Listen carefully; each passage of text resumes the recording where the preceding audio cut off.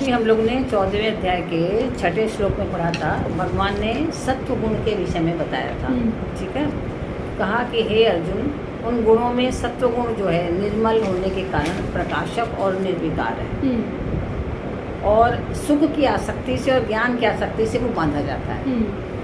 क्योंकि सत्वगुण नंबर 1 है, उसकी बहुत सारी विशेषताएं हैं उस सत्वगुण वाला, लेकिन ज्ञान का आकांक्षी और सुख का आकांक्षी होने के कारण, सुख के प्रति आसक्त होने के कारण वो जो है बंध जाता है। नहीं तो वो मुक्ति को शीघ्र प्राप्त हो सकता है। लेकिन ये 2 चीज़ें, 2 कामनाएं, एक तो ज्ञान की आकांक्षा और सुख की आसक्ति, ये उसको बांध देती है।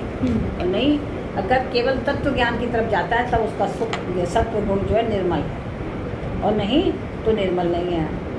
क्योंकि तब जब वो क्या चाह रहा है, सुख की आकांक्षा कर रहा है, आसक्ति हो गई है उसको, वो सुख छोड़ना नहीं चाहता। अब देखो कभी कभी कितने बड़े बड़े संत महात्मा ऐसे आपने देखे होंगे जो वो अपने उसी में रहना चाहते हैं, डेरे में अपने चेलों के साथ रहना चाहते हैं, उसी व्यवस्था में रहना चाहते हैं। क्यों उसी में रहना चाहते हैं? आप आसक्त हो गए, सुविधाओं के भी। हाँ, सुविधाओं के आसक्त हो गए है तो सत्वगुण प्रधान, लेकिन उससे आसक्ति हो गई। अब जैसे जैन मुनि जो लोग होते हैं एक जगह टिकते ही नहीं है, नंगे पैर हैं, जूता चप्पल है नहीं, चले जा रहे हैं, और उनके लिए कोई एक ही स्थान पर रहना उनके लिए नियम नहीं, एक स्थान पर नहीं रहेंगे आज यहाँ का, तो उनका मोह भंग है, वो आसक्ति से रहित है। लेकिन अगर आश्रम बना लिया किसी ने, तब उसमें आसक्त हो गया, सत्व गुण प्रधान होते हुए भी आसक्त हो गया ना।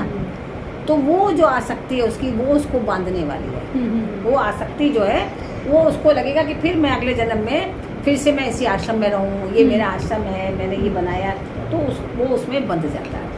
ठीक है, तो इसलिए भगवान ने कहा कि सत्वगुण वाला वो सही रास्ते पर है, निर्मल सत्वगुण है, जो केवल तत्व ज्ञान की ओर बढ़ेगा और उसमें किसी चीज़ में आसक्ति रहित रहेगा। ज्ञान भी प्राप्त करेगा, तो इसलिए ज्ञान प्राप्त करेगा क्योंकि ये ज्ञान प्रकाशक है, उस तत्व ज्ञान में सहायक है, इसलिए उसको प्राप्त करेगा। इसलिए नहीं कि ज्ञान का हम अहंकार करेंगे, इसलिए नहीं प्राप्त करेंगे। अगर अहंकार करेंगे फिर हम बंधन में बन जाएंगे।